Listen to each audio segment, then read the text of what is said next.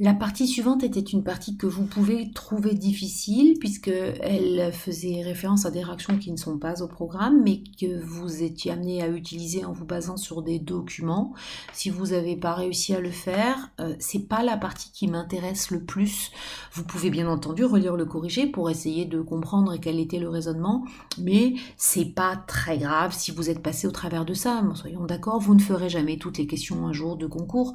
Voilà, je vous laisse travailler le corriger à l'écrit, je ne ferai pas beaucoup de commentaires dessus, si ce n'est que dans la question 38, il y avait une réaction d'acylation, donc en gros on avait obtenu une fonction chlorure d'acyle après une réaction d'ozonolyse qui n'est pas au programme, on est bien d'accord. Pour ceux qui avaient trouvé ce composé-là, je vous rappelle qu'il est strictement interdit d'écrire des réactions de substitution nucléophile sur des fonctions qui ont un caractère trivalent, avec une C doublon dedans. C'est obligatoirement les fameuses 2 étapes d'addition-élimination qui sont consécutives avec l'histoire du carbone extrêmement instable parce que lié à plusieurs groupes électroattracteurs.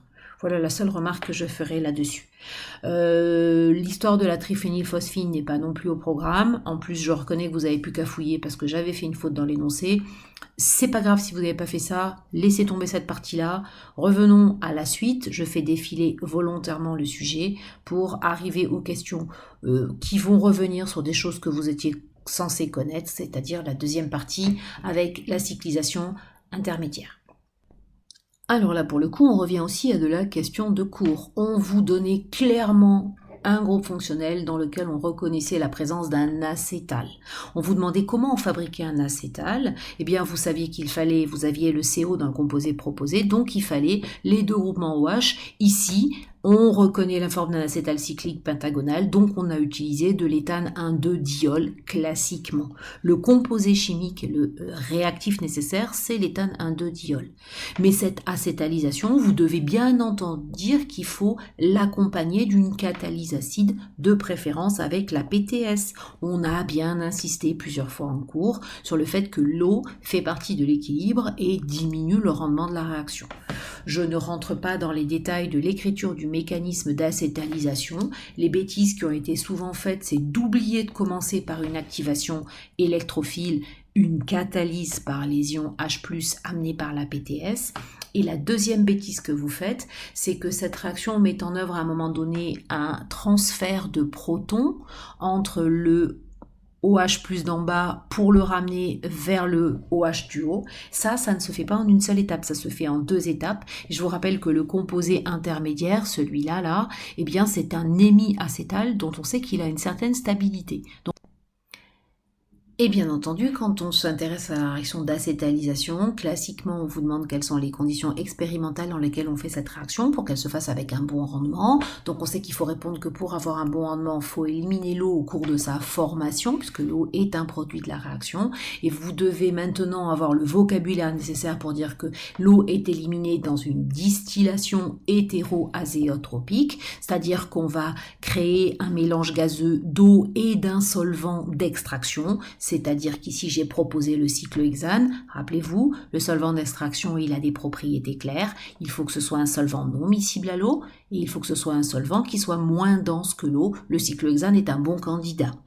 Il faut un montage de Dean Stark, je ne l'ai pas redit mais vous savez lire, et il faut savoir faire un dessin correct de ces schémas de Dean Stark. Si c'est pour me faire un dessin pourri, moche, balancé à toute allure sur la feuille, de toute manière vous n'aurez pas les points, donc ça n'a pas de sens. Appliquez-vous à faire correctement un schéma. Je ne vous demande pas une œuvre d'art, je vous demande que ça ressemble à un système chimique correct. Dessinez des structures fermées, n'oubliez pas les systèmes d'accroche, les pinces, et surtout, n'oubliez pas de signaler l'obligation d'utiliser un solvant d'entraînement.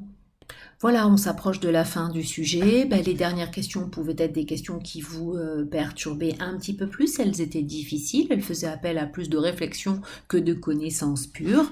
Mais on va simplement repasser en revue ensemble ce qu'il fallait faire. La fin du sujet reprend une réaction de Diels-Alder, vous demande de dessiner le composé obtenu dans cette réaction de Diels-Alder. Et ensuite, on utilisait une addition-élimination qui était en fait l'équivalent d'une saponification, toujours un mécanisme mécanismes classiques. Et enfin, pour terminer tout ça, la question 48, qui est une question de rétrosynthèse, c'est-à-dire on vous demande d'analyser comment on passe d'un composé à un autre en utilisant tout ce qui avait été mis en place dans les questions précédentes. Ça, c'est une question difficile, c'est normal, c'est la dernière du sujet. Il faut bien regarder quel composé on veut, trouver qu'il y avait 3 points à modifier et ensuite décider dans quel ordre on va les modifier en précisant à chaque fois les étapes qui ont été en fait proposées dans les documents. Voilà, donc je dirais, pour être parfaitement stratégique, les dernières questions du sujet, c'est comme la partie avec les documents. Si vous ne l'avez pas faite, c'est pas si grave que ça. Il y a toujours des questions difficiles. Mais si on regarde autrement, il y avait beaucoup de questions qui étaient des questions de cours sur lesquelles il faut aller chercher les points. Travailler le cours est absolument indispensable en chimie.